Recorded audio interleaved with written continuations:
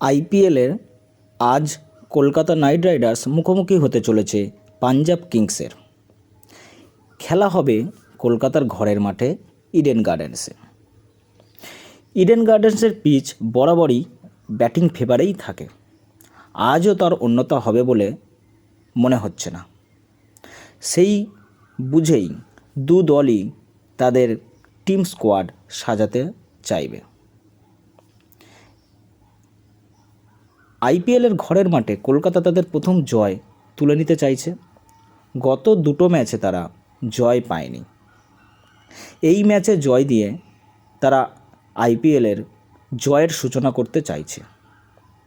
অন্যদিকে পাঞ্জাব গত দুটো ম্যাচে জয় পেয়েছে, তাই তাদের জয়ের ধারা তারা বজায় রাখতে চাইবেই।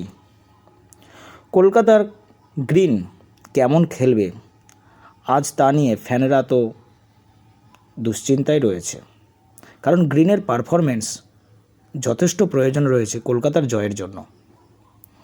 গ্রিন কি দলকে প্রথম জয় তুলে দিতে পারবে, তার দিকে আমাদের লক্ষ্য থাকবে।